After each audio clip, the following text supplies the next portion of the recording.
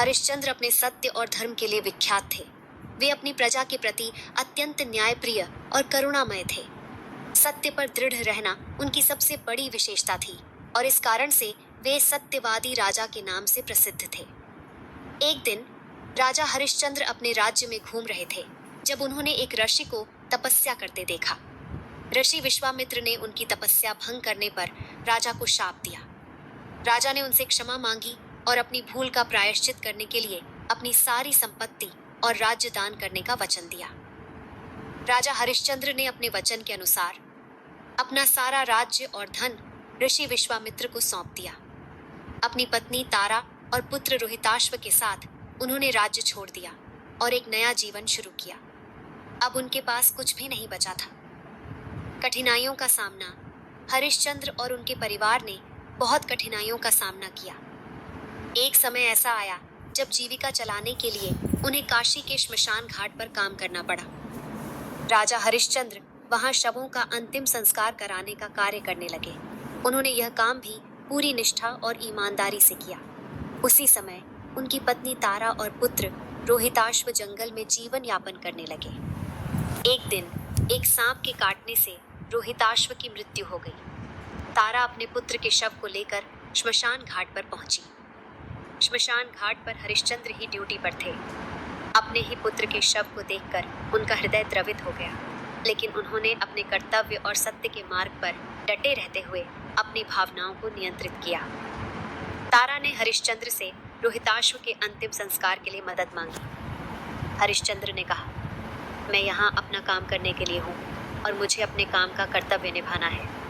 उन्होंने तारा से अंतिम संस्कार के लिए शुल्क की मांग की। तारा के पास कुछ भी नहीं था, इसलिए उसने अपनी साड़ी का एक हिस्सा शुल्क के रूप में देने का प्रस्ताव रखा। हरिश्चंद्र ने इसे स्वीकार कर लिया और अपने पुत्र का अंतिम संस्कार स्वयं ही किया। उनकी यह सत्यनिष्ठा और कर्तव्यपरायणता देखकर देवता भी प्रभावित हुए। सत्य की विजय। हरिश्चंद्र के सत्य, धर्म और त्याग की परीक्षा के बाद विश्वामित्र और अन्य देवताओं ने प्रकट होकर उनके धैर्य और निष्ठा की सराहना की। उन्होंने हरिश्चंद्र से कहा, तुमने सत्य और धर्म के मार्ग पर अडिग रहते हुए अपनी सभी कठिनाइयों का सामना किया है। यह एक महान उदाहरण है।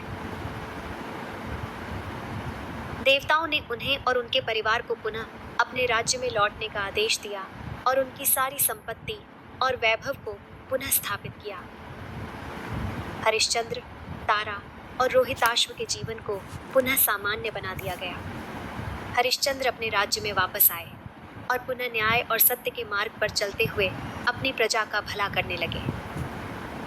उनकी इस सत्यनिष्ठा और धर्मपरायणता ने उन्हें अजर अमर कर दिया। सत्यवादी राजा हरिश्चंद्र कहानी का सारांश। राजा हरिश्चंद्र की कहानी हमें सिखाती है कि सत्य और धर्म के मार्ग पर चलते हुए चाहे कितनी भी कठिनाइयां क्यों न आए, हमें अपने सिद्धांतों से टिकना नहीं चाहिए।